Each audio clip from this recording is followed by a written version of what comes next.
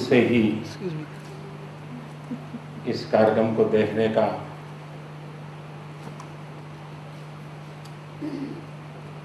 अवसर आया है। उन मित्रों से मैं प्रार्थना करता हूं कि आप कार्यक्रम के बाद रुकिए, मैं आपके पास आऊंगा।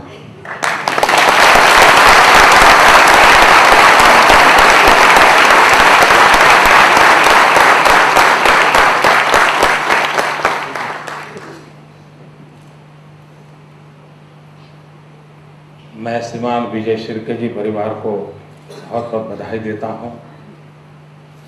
उन्होंने इस ऐतिहासिक स्थल को सुरक्षित और संवर्धन करने के लिए अपना परिवार का योगदान दिया और इस पवित्र कार्य को करने के लिए जिस महापुरुष को जिस परिवार ने योगदान किया उनका सम्मान करने का मुझे सौभाग्य मिला, इसलिए मैं आप सबका बहुत आभारी हूँ।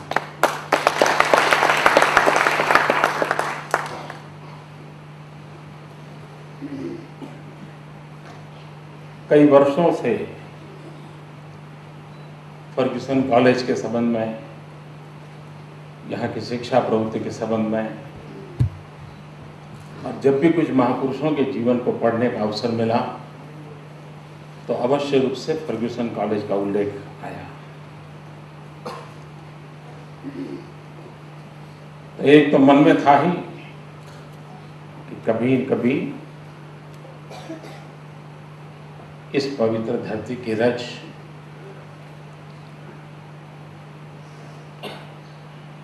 हमारे माथे पर चढ़ाने का सौभाग्य मिले। वो सौभाग्य आज मुझे मिला। वीर सावरकर जी जिस जगह पर रह करके स्वतंत्र देवी के उपासना करते थे अपने शिक्षा काल में, जहां से वो स्वतंत्रता का संदेश अपने साथियों को सुनाते थे, उस कक्ष में जाने का मुझे सौभाग्य मिला।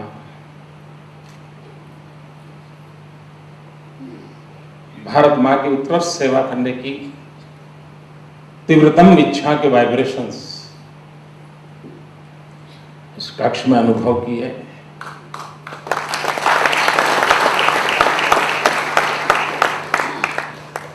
ये भी मैं अपना सौभाग्य मानता हूं। और जिस स्थान पर मैं अभी खड़ा हूं, इतिहास गवाह है कि 100 साल पुरानी ये विरासत है, और जहां पर देश के गणमान्य महानुभावों ने अपने विचारों से युवा पीढ़ी का और राष्ट्र का मार्गदर्शन किया है।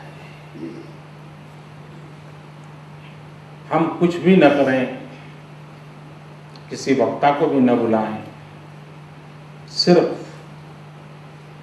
मौन होकर के 100 साल की उस विरासत के साथ बैठ कर के हम अनुभव करें और मन में स्मरण करें कि इस भूमि पर गांधी आए होंगे तो कैसा दृश्य होगा, रविंद्रनाथ टैगोर आए होंगे तो कैसा दृश्य होगा, सीवी रमन आए होंगे तो कैसा दृश्य होगा। ऐसे ऐसे महापुरुष जब इस कक्ष में आए होंगे, वो पल कैसी होगी अगर हम मौन रह करके कुछ पल उस स्मृतियों का स्मरण करें। तो मित्रों, मुझे विश्वास है कि उन महापुरुषों के शब्द भाव आज भी यहाँ आंदोलित होते होंगे।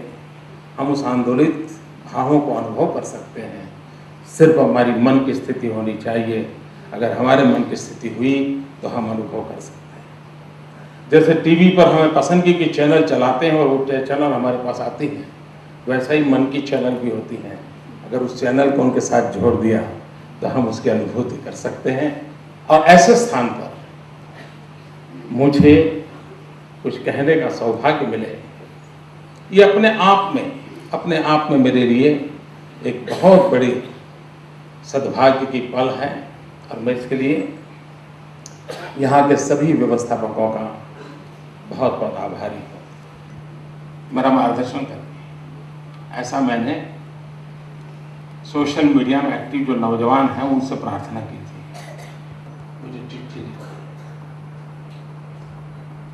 इस यहाँ पर क्या बोलना, क्या कहना, एक प्रकार से आज के मेरे भाषण को बांधने में बहुत एक मात्रा में सोशल मीडिया में मुझे एडवाइस करने वाले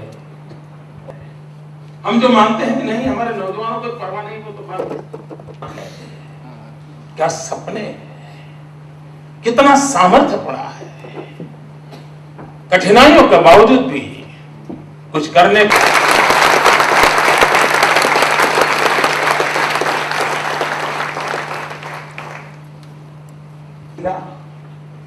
35 से कम आयु की हो वो युवा देश दुनिया को क्या कुछ नहीं दे सकता है। काम के लिए भी ये युवा शक्ति काम आ सकती है, बशर्ते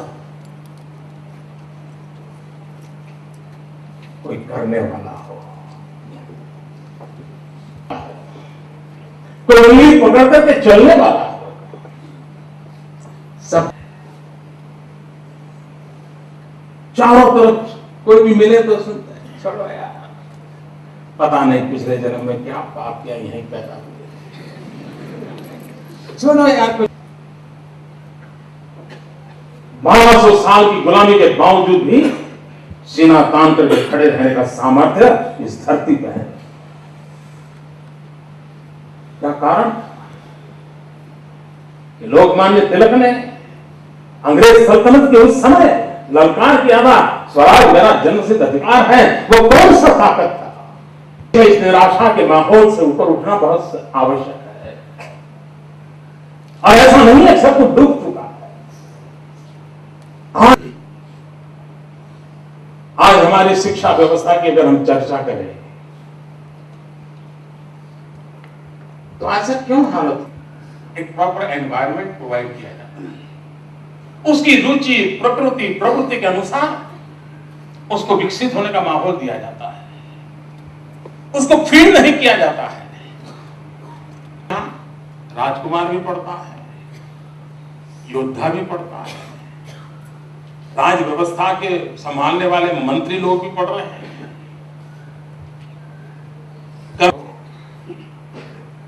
क्या हम सोच नहीं सकते कि हमारे पास बहुत कुछ था, जिन्होंने उपनिषद से उपग्रह तक की यात्राएं की, गुरुकुल से विश्वकुल तक सपने समझे, लेकिन फिर भी आज विश्व जब 21वीं सदी किसकी, उस सवाल को पूछता है तब हम सवाल या निशान के नीचे झुक करके खड़े हो जाते हैं। 1800 साल तक उस पर एक चक्री शासन किसी का रहा है तो हिंदुस्तान के हमारे शिक्षकों का रहा है, हमारी शिक्षा प्रणाली।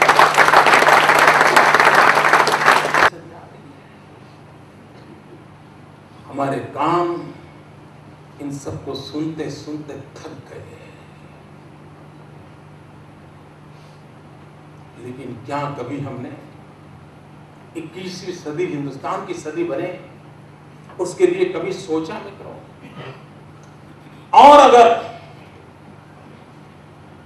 20वीं सदी के उत्तरार्ध में आजाद हिंदुस्तान के प्रारंभ से हमारे राष्ट्रीय नेतृत्व ने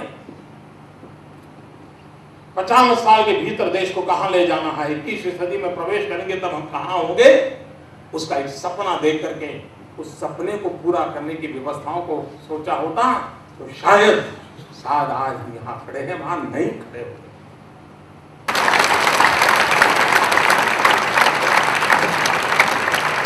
सोच चाहिए, सोच नहीं है, ये सर्वसम्मति बन चुकी है। पूरब की तरफ झोंक है, ये सर्वसम्मति बन चुकी है।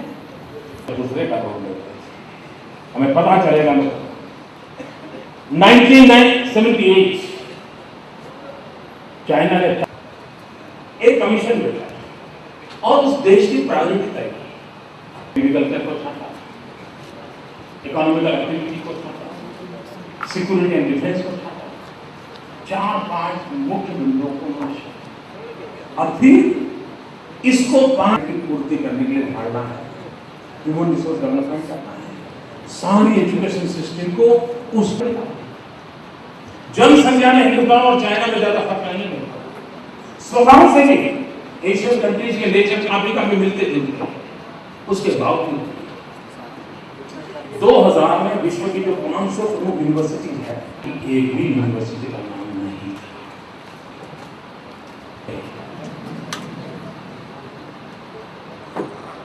तुम्हारा मैं तो मुझे बताइए, 0 था 32 हो गया। हम लोगों को ये अंग्रेजी मुश्किल काम नहीं है, सहज कुछ हमारे यहाँ काम करने वाला भी